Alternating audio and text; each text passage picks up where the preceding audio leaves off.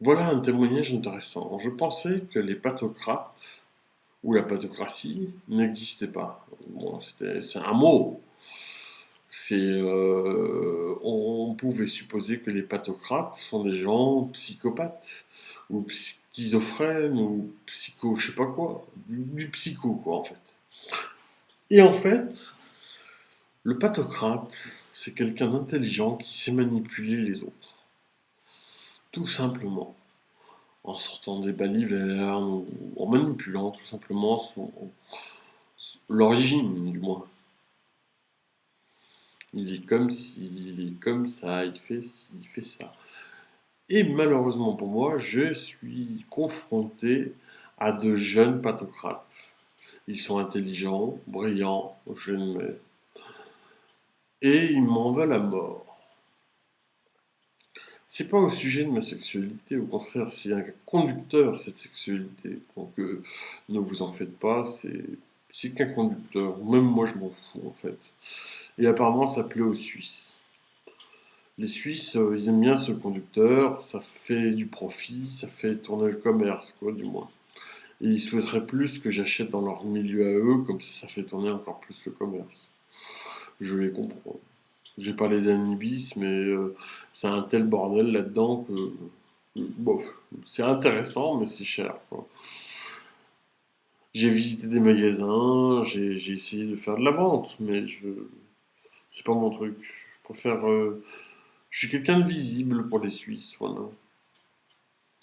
Ce que je fais, ce que j'achète. Alors, j'achète quand même une fois par mois des cigarettes. Voilà des packs de cigares. Ouais, des roulés, quoi, en fait. Ça coûte moins cher à la longue. Et en plus, on peut en fumer moins. Le cigare, c'est un élément de luxe. Et ben pour moi, c'est mon whisky. Un vrai bon cigare, c'est un whisky total. C'est le pied magistral. Et je fume pas pour la dépendance, mais pour le plaisir. J'ai d'ailleurs une boîte que je vais garder pendant mon hospitalisation, quoi. Je vais pas la fumer. Voilà, je regarde, c'est mon équipe. Sinon, je reviens au pathocrate. Je sais que ça démarre à Lyon, je m'en souviens un peu de cette situation de pathocratie totale, de domination,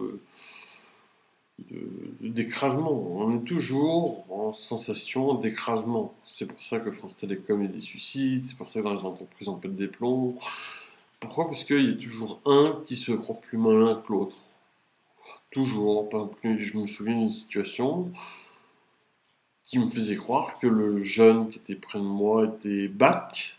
Voilà, il avait son bac et il était forcément plus intelligent que moi. Mais au fond, il avait un boulot plus merdique que le mien, quoi. En fait, il m'avait pris mon boulot, mais il était plus merdique dans ce boulot qu'il ne l'aurait jamais été avec son bac. Ça sert à rien le bac. Il faut être con pour travailler, c'est tout. C'est tellement simple que faut être con. On démarre con et on finit moins con. On finit pathocrate. Ça, c'est un peu dans le sens, c'est pas forcément dans la réalité. On l'est ou on l'est pas. De toute façon, une existence seule crée des pathocrates. Ou une existence d'un groupe rigide ou d'un groupe euh, mauvais, quoi, un bad trip, quoi, un bad mouvement fait des psychos, je sais pas quoi, des psychopathes, quoi, des fous.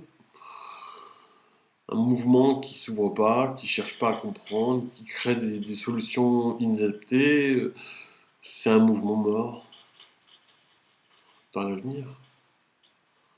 Les gens qui cherchent à comprendre, disons, avec des faits, sont des gens qui ont la chance et auront la chance de prospérer. Mais les autres, c'est foutu. Plus on commence jeune à rentrer dans des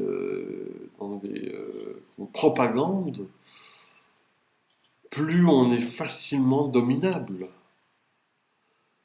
Bon, en fait, il faut abattre le leader.